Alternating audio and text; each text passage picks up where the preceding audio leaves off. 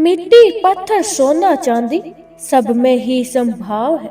काम क्रोध मद लोभ ईर्ष्या इसके रहे अभाव है। मेरा ही विश्वास है नहीं दूसरी आस है। ये हो तेरी गोविंदा आवे मेरे पास है। हरे कृष्णा ओम भास्कराय नमः। आज पौष मास के 25वें अध्याय अगस्त्य का अश्वमेध यज्ञ की सलाह देकर अश्व की परीक्षा करना तथा यज्ञ के लिए आए हुए ऋषियों द्वारा धर्म की चर्चा।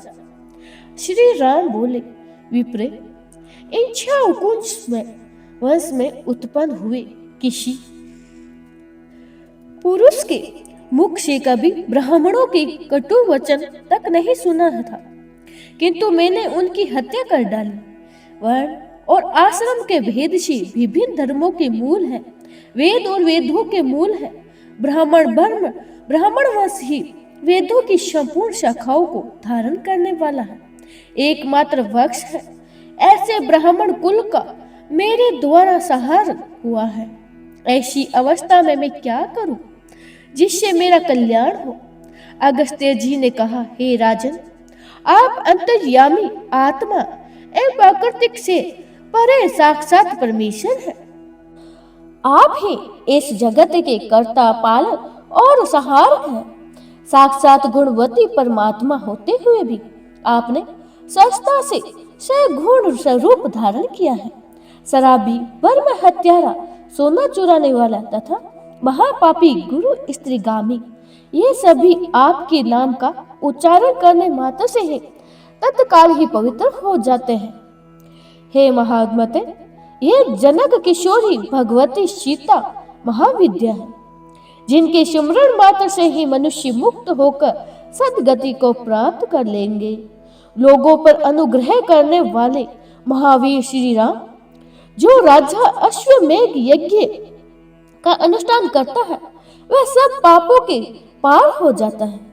राजा मुनि, सागर, मरुत और नहुष-नंदन यथार्थ ये आपके सभी पूर्वज यज्ञ करके परम पद को प्राप्त हुए हैं। महाराज, आप सर्वथा समर्थ हैं, अतः आप भी यज्ञ करिए। परम सौभाग्यशाली श्री रघुनाथ जी ने महर्षि अगस्त्य की बात सुनकर यज्ञ करने का ही विचार किया और उसकी विधि पूछी। श्री राम बोले, महेश्वरी, अश्वमेध यज्ञ में कैसा अश्व होना चाहिए, उसके पूजन की विधि क्या है, किस प्रकार उनका अनुष्ठान किया जा सकता है तथा उसके लिए किन किन शत्रुओं को जीतने की आवश्यकता होती है।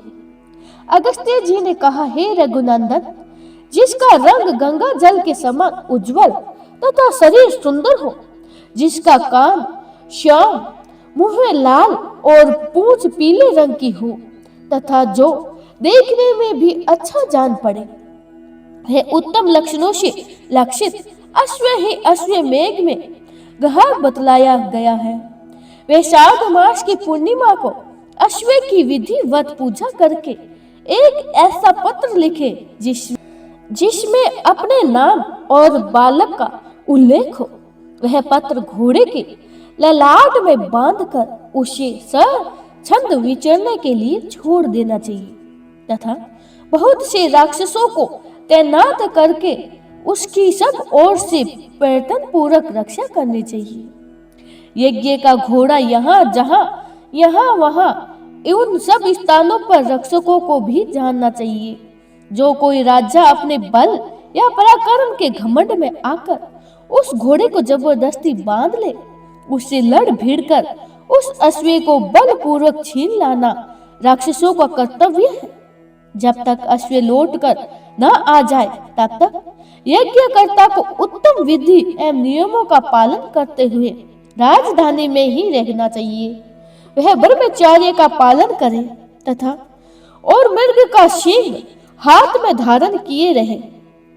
यज्ञ संबंधी व्रत का पालन करने के साथ ही 1 वर्ष तक दीनों, अंधों और दुखियों को धन आदि देकर संतुष्ट करते रहना चाहिए। महाराज, बहुत सा अन्न और धन दान करना उचित है। याचक जिस वस्तु के लिए याचना करे, बुद्धिमान दाता को उसे वही वही वस्तु देनी चाहिए। इस प्रकार का कार्य करते हुए यजमान का यज्ञ जब भली भांति पूर्ण हो जाता है तो वह सब पापों का नाश कर डालता है। शत्रुओं का नाश करने वाले रघुनाथ जी, आप ये सब कुछ करने, सब नियमों को पालने तथा अश्व का विधिवत पूजन करने में समर्थ है।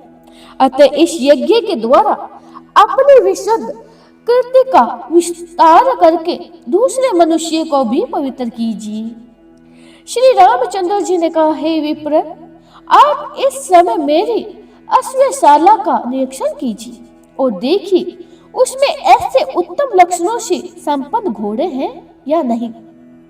भगवान की बात सुनकर दयालु महेश्वरी उठकर खड़े हो गए और यज्ञ के योग्य उत्तम घोड़ों को देखने के लिए चल दी। श्री रामचंद्र जी के साथ अश्वशाला में जाकर उन्होंने देखा कि वहां चित्र विचित्र शरीर वाले अनेकों प्रकार के अश्व थे, जो मन के समान वेगवान हैं और अत्यंत ही बलवान प्रतीत होते हैं। उसमें ऊपर बताए हुए रंग के एक दो नहीं सैकड़ों घोड़े थे, जिनकी पूंछ पीली और मुख लाल थे। साथ ही वह सभी तरह के शुभ लक्षणों से संबंध थे और दिखाई देते थे। उन्हें देखकर अगस्त्य जी बोले, हे रघुनंदन, आपके यहाँ अश्वमेघ के योग्य बहुत से सुंदर घोड़े हैं। अतः आप विस्तार के साथ ही उस यज्ञ का अनुष्ठान कीजिए। महाराज श्री राम, आप महान सौभाग्यशाली हैं। देवता और असुर सभी आपके चरणों में मस्तक झुकाते हैं। अतः आपको इस यज्ञ का अनुष्ठान करना चाहिए। मुनि के इस वचन से उन्होंने यज्ञ के सभी मनोहर संभार एकत्रित किया। तत्पश्चात ही महाराज श्री रामचंद्र मुनियों के साथ सरयू तट पर आए और सोने के हालों से 4 योजन लंबी चौड़ी बड़ी भूमि को जोता। इसके बाद उन पुरुषोत्तम ने यज्ञ के लिए अनेकों मंडप बनवाए और योनि एवं मेखाल्य से युक्त कुंडल का विधिवत निर्माण करके उसे अनेकों रत्नों से सुभोजित किया एवं सब प्रकार की शोभा से संपन्न बनाया। महान तेजस्वी एवं परम सौभाग्यशाली मुनीश्वर वशिष्ठ जी ने कहा, सब कार्य वेद शास्त्र की विधि के अनुसार संपन्न कराया। उन्होंने अपने शिष्य को महेश्वरियों के आश्रमों पर भेजकर कल्याण कराया और कहा, हे श्री रघुनंदन जी, अश्वमेघ यज्ञ का अनुष्ठान करने के लिए उद्धत हुए हैं। अतः आप सब लोग उसमें पधारे। इस प्रकार आमंत्रित होकर वह सभी तेजस्वी महेश्वरी भगवान श्री राम के दर्शन लिए और अत्यंत ही उत्कंठित होकर वहां आए। नारद, आसित, पर्वत, कपिल मुनि, जातुकर्ण्य, अघिरा, अष्टिश्रेष्ठ, अत्रि, गौतम, हारित, यज्ञवाल्यक तथा सर्वत आदि महात्मा भी भगवान श्री राम के अश्वमेघ यज्ञ में आए। श्री रघुनंदन जी ने बड़े आनंद के साथ उठकर उनका स्वागत किया और उन्हें प्रणाम करके अर्घ्य तथा आसन आदि देकर उन सब की विधिवत पूजा की। फिर गो और सुवर्ण निवेदन करके वे बोले, महेश्वरी, मेरे बड़े भाग्य है जो आपके दर्शन हुए हैं। शेष जी कहते हैं, ब्राह्मण, इस प्रकार जब वहां बड़े बड़े ऋषियों का समुदाय एकत्रित हुआ तो उनमें वर्णन और आश्रम के अनुकूल धर्म विषय की चर्चा होने लगी। वात्सल्य यनि जी ने पूछा, भगवान, वहां धर्म के संबंध में क्या क्या बातें हुई? कौन सी अद्भुत बात बताई गई? उन महात्माओं ने सब लोगों पर दया करके किस विषय का वर्णन किया? शेष जी ने कहा, हे मुनि, महापुरुषों में श्रेष्ठ दशरथ नंदन भगवान श्री राम सब मुनियों को एकत्रित कर देखकर उसमें समस्त वर्णों और आश्रमों के धर्म पूछे। श्री रघुनंदन जी पूछने लगे और महेश्वरियों ने जिन जिन महा गुणकारी धर्मों का वर्णन किया उन सब को मैं विधिवत पूर्वक बतलाता हूँ, आप ध्यान देकर सुनो। ऋषि बोले, ब्राह्मणों को सदा यज्ञ करना चाहिए और वेद पढ़ना चाहिए, आदि कार्य करना चाहिए। वह ब्रह्मचार्य आश्रम में वेदों का अध्ययन पूर्ण करके इच्छा हो तो विरक्त हो जाए, और यदि ऐसी इच्छा नहीं हो तो गृहस्थ आश्रम में प्रवेश करे। नीच पुरुषों की सेवा से जीविका चलाना ब्राह्मण के लिए सदा ही त्याजन है।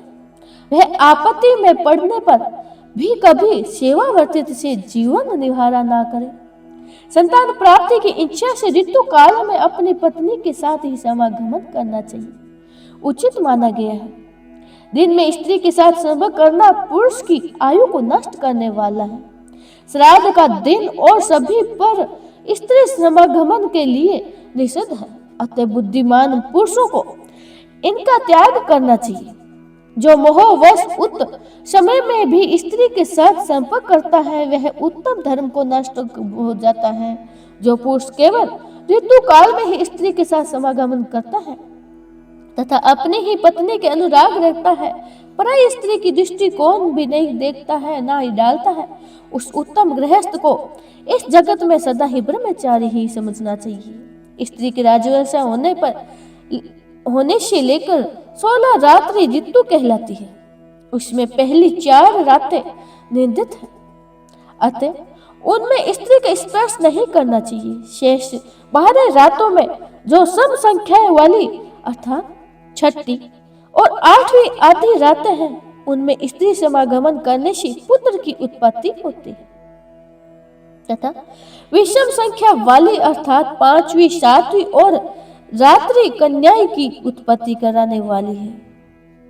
जिस दिन चंद्रमा अपने लिए दूषित हो उस दिन को छोड़कर तथा मघा और मूला नक्षत्र को भी परित्याग करके विशेष पुल्लिंग नाम वाले सन आदि नक्षत्रों में शुद्ध भाव से पत्नी के साथ समागमन करें।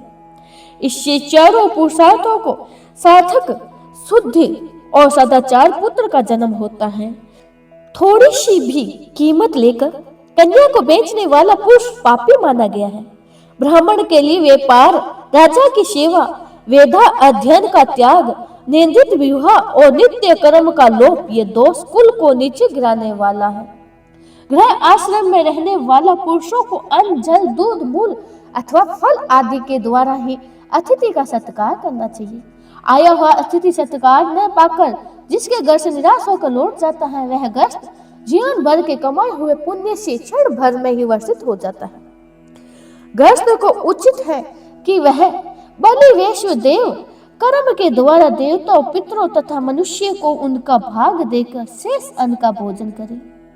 वही उसके लिए अमृत है जो केवल अपना पेट भरने वाला है। जो अपने ही लिए भोजन बनाता है और खाता है वह पाप का ही भोजन करता है। तेल में सृष्टि और अष्टमी को तथा मास में सदा ही पाप का निवास है। चतुर्दशी को शोर कर्म तथा अमृष्य को स्त्री समागमन त्याग करना चाहिए। राजसल अवस्था में स्त्री के संपर्क से दूर रहे, पत्नी के साथ भोजन न करे, एक वस्त्र पहनकर तथा चटाई के आसन पर बैठकर भोजन करना निषेध है। अपने में तेज की इच्छा रखने वाला श्रेष्ठ पुरुष को भोजन करती हुई स्त्री की ओर नहीं देखना चाहिए। मुंह से आग को न फूंके, नंगी स्त्री को दृष्टि न डाले, बछड़े को दूध पिलाती हुई गौ को न छेड़े, दूसरों के इंद्रधनुष न दिखाई देवे, रात में दही खाना सर्वथा निषेध है। आग में अपने पैर न सेके, उसमें कोई अपवित्रता वस्तु न डाले, किसी भी जीव की हिंसा तथा दोनों संध्याओं के समय भोजन ना करे। रात्रि को खूब पेट भर के भोजन करना उचित नहीं है। पुरुष को नचाने, गाने और बजाने में आसक्ति नहीं रखनी चाहिए। कांसे के बर्तन में पैर नहीं धोना चाहिए। दूसरों के पहने हुए कपड़े और जूते नहीं धारण करें। फूटे अथवा दूसरों के जूठे किए हुए बर्तन में भोजन ना करें। भीगे पैर से ना धोए, सोए, हाथ और मुंह के जूठे रहते हुए भी कहीं ना जाए, सोते सोते ना खाए, उचिष्ट अवस्था में मस्तक का स्पर्श ना करे, दूसरों के गुप्त वेद न खोले। इस प्रकार गृहस्थ धर्म का समय पूरा करके वानप्रस्थन आश्रम में प्रवेश करे। उस समय इच्छा हो तो वैराग्य पूर्वक स्त्री के साथ रहे अथवा स्त्री को साथ ना रखकर उसे पुत्रों के अधीश सौंप दे। वानप्रस्थन धर्म का पूर्ण पालन करके पश्चात ही विरक्त हो जाए, संन्यास ले ले। वात्सल्य ने जी ये उस समय महेश्वरों ने उपयुक्त प्रकार से अनेकों धर्म का वर्णन किया है तथा संपूर्ण जगत के महान हितैषी भगवान श्री राम उन सब को ध्यान पूर्वक सुनता है। बोले श्री रामचंद्र भगवान की जय हो। निराकार तो ब्रह्मा कहवे, जीव रूप साकार है, जड़ चेतन सब ही में व्यापक, लीला अपरंपार है, रोम रोम में राम है, वो ही सुंदर श्याम है, जे हो तेरी गोविंदा, अखिल लोक अभिराम है। हरे कृष्णा। ओम भास्कराय नमः। पौष मास के 26वें अध्याय का आरंभ। यज्ञ संबंधी अश्व का छोड़ा जाना और श्री राम का उसकी रक्षा के लिए शत्रुघ्न को उपदेश देना। शेष जी कहते हैं, हे मुनि, इस प्रकार भगवान श्री राम ऋषि के मुख से कुछ काल तक धर्म की व्याख्या सुनते रहे। इतने में ही बसंत का समय उपस्थित हुआ, जबकि महापुरुषों के यज्ञ आदि शुभ कर्मों का प्रारंभ होता है। वह समय आया देखकर बुद्धिमान महर्षि वशिष्ठ जी ने संपूर्ण जगत के सम्राट श्री रामचंद्र जी से यथोचित वाणी में कहा, महाबहु श्री रघुनाथ जी, अब आपके लिए वह समय आ गया है जबकि यज्ञ के लिए निश्चित किए हुए अश्व की भली भांति पूजा करके उसे पृथ्वी पर भ्रमण करने के लिए छोड़ा जाए। इसके लिए सामग्री एकत्रित करें, अच्छे अच्छे ब्राह्मण बुलाएं और स्वयं आप ही उन ब्राह्मणों को यथाचित पूजन कराएं। पूजा कराए दिनों अंधों और दुखियों का विधिवत सत्कार करके उन्हें रहने का स्थान दे और उनके मन में जिस वस्तु पाने की इच्छा हो वही उन्हें दान में दे। आप सुवर्णीय सीता के साथ यज्ञ की दीक्षा लेकर उसके नियमों का पालन करें, पृथ्वी पर सोवे, ब्रह्मचार्य रहे तथा धन संबंधी भोगों का परित्याग करें। आपके कटी भाग में मेघालय सुशोभित हो। आप हिरण का शींग, मृग चमर तथा दंड धारण करें तथा सब प्रकार के सामान और दिव्य एकत्रित करके यज्ञ का आरंभ करें। महर्षि वशिष्ठ जी के ये उत्तम और यथार्थ वचन सुनकर परम बुद्धिमान श्री रामचंद्र जी ने लक्ष्मण जी से अभिव्यक्त करके बात कही। श्री राम बोले, लक्ष्मण, मेरी बात सुनो और सुनकर तुरंत ही उसका पालन करो। जाओ, प्रयत्न करके अश्वमेघ यज्ञ के लिए उपयोगी अश्व लेकर आ जाओ। शेष जी कहते हैं, श्री रामचंद्र जी के वचन सुनकर शत्रु विजय ही लक्ष्मण ने सेनापति से कहा, वीर, मैं तुम्हें एक अत्यंत ही प्रिय वचन सुना रहा हूँ। सुनो, श्री रघुनंदन जी के आज्ञा के अनुसार शीघ्र ही हाथी, घोड़ा, रथ तथा पैदल से युक्त चतुरंगनी सेना तैयार करो, जो काल की सेना के भी विनाश करने से समर्थ हो। महात्मा लक्ष्मण की बात सुनकर, यह कथन सुनकर कालजीत नाम वाले सेनापति ने सेनाओं को कहा कि उस समय लक्ष्मण के आदेश अनुसार सजकर आए हुए अश्वमेघ यज्ञ के अवश्य की शोभा बढ़ाते हुए एक श्रेष्ठ पुरुष ने उसकी भागदौड़ पकड़ रखी थी। 10 धुरक उसकी शोभा बढ़ा रहे थे। अपने छोटे छोटे रोहे के कारण वह बड़ा ही सुंदर जान पड़ता था। उसके गले में घुंघरू पहनाए गए थे जो एक दूसरे से मिलने नहीं थे।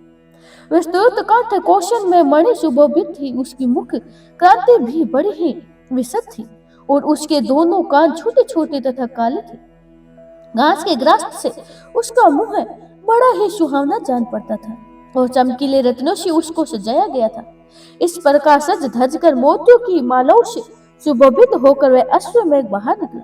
उसके ऊपर श्वेत छत्र तथा तना हुआ था। दोनों ओर से 2 सफेद चंवर उसकी शोभा बढ़ा रहे थे। सारांश यह है कि उस अश्व का सारा शरीर ही नाना प्रकार के ये शोभा साधनों से संपन्न था। जिस प्रकार देवताओं सेवा लोग सेवा में योग्य श्री हरि की सब और सेवा करते हैं, उसी प्रकार बहुत से सैनिक उस घोड़े के आगे पीछे और बीच में रहकर उसकी सुरक्षा कर रहे थे। तदंतर ही सेनापति कालजीत ने अपनी विशाल सेनाओं को कुछ करने की आज्ञा दी। आज्ञा पाकर जन समुदाय ने भरी हुई वह विशाल बढ़ई छत्रों से सूर्य की ओट से करके अपनी छावनी से निकाली। उस सेना के सभी श्रेष्ठ वीर श्री रघुनाथ जी के यज्ञ के लिए सुशोभित होकर गरजते तथा युद्ध के लिए उत्साह प्रकट करते हुए थे।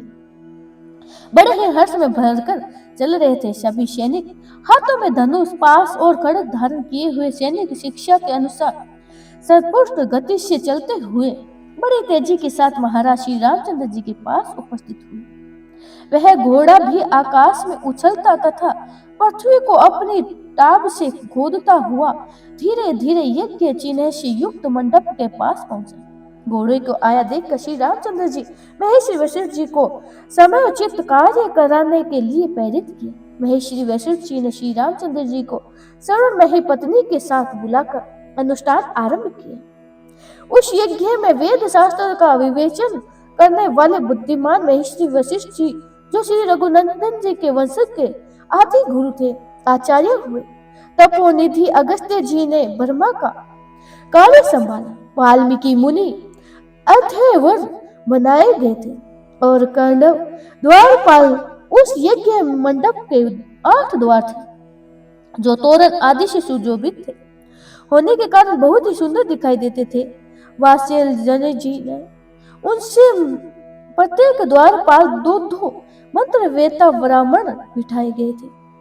पूर्व द्वार पर मुनि श्रेष्ठ देवल्य और आसित थे। दक्षिण द्वार पर तपस्या के भंडार महात्मा कश्यप और अत्रि विराजमान थे।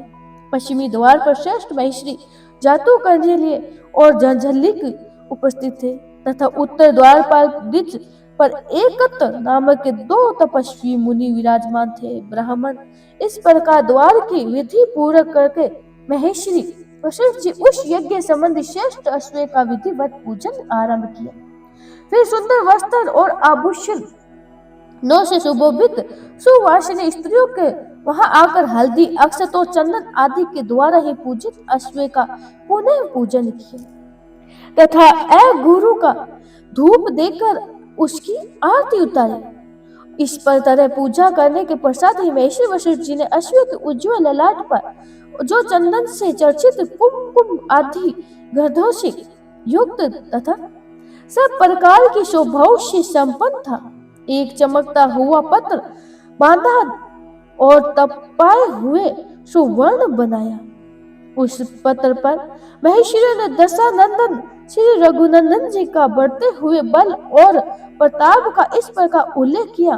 सूर्यवंश के पाताल का पहलाने वाले महाराज दशरथ बहुत बड़े धनुधर हो गए थे। धनुष की दीक्षा देने वाले गुरु को भी गुरु थे। उन्हीं के पुत्र महाभाग श्री रामचंद्र जी इस समय रघुवंश के स्वामी हैं। वह सब सूरमाओं के शिरोमणि हैं तथा बड़े बड़े वीरों से बल संबंधी अभिमान को चूर करने वाले हैं। महाराज श्री रामचंद्र ब्राह्मणों की बताई हुई विधि के अनुसार अश्वमेध यज्ञ प्रारंभ किया। उन्हें ही वह यज्ञ संबंधी अश्व जो समस्त अश्वों में श्रेष्ठ था तथा सभी वह में प्रधान है, पृथ्वी पर भ्रमण करने के लिए छोड़ा है श्री रामचंद्र जी के ही भाई शत्रुघ्न, जिन्होंने लवणासुर का विनाश किया था। इस प्रकार अश्व के रक्षक हैं।